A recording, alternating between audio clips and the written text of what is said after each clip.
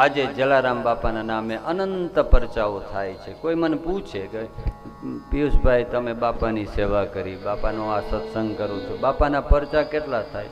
તો હું એનો એટલો જ જવાબ આપી શકું કે દરિયાના જેટલા મોજા હોય એટલા જલારામ બાપાના પરચાઓ હોય. જે અનંત કાળથી જે દરિયાના મોજા એ ફરતા જ રહે છે, એમ આજે પણ જલારામ બાપાના પરચાઓ થતા જ રહે છે. તમારી શ્રદ્ધા હોય, તમારો ભાવ હોય તો આજે પણ જલારામ બાપા અહીંયા હાજરા હજુર છે.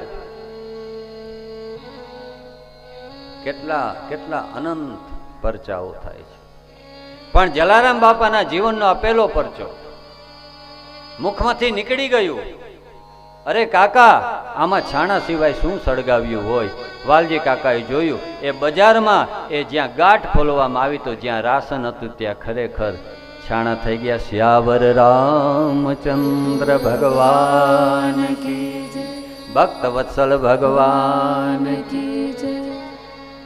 પાડોશી તો આશ્ચર્યમાં પડી ગયો, જે ઈર્ષા કરતો હતો. અરે મેં મારી સગી આંખે જોયું, આમાં ચોખા, આમાં ગોળ ભર્યો, આમાં શાકભાજી ભર્યું, આમાં લોટ ભર્યો, અને આ તો છાણા. પછી ફરીથી વાલજી કાકાને કહે છે, કાકા આ જે લોટો છે ને હાથમાં, મેં સગી આંખે જોયું, એમાં ઘી ભરેલું છે, પૂછો તમે.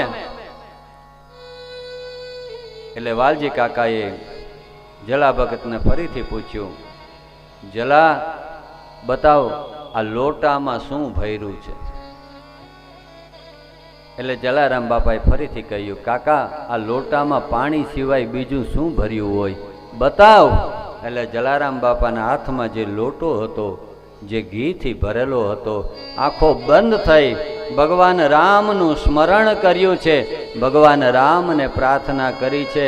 અને એ લોટો જ્યાં એ આમ આડો કર્યો તો એ જ્યાં ઘી ભરેલું હતું એ ઘીની ધાર ન થઈ, પણ એ લોટામાંથી પાણીની ધાર થઈ છે.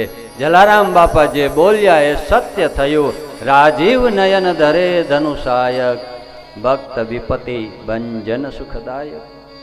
ભગવાન રામની આ કરુણા, ભગવાન રામની આ કૃપા કે જલારામ બાપા જે બોલ્યા એ સત્ય થઈ ગયું, ઘીનું જળ થઈ ગયું.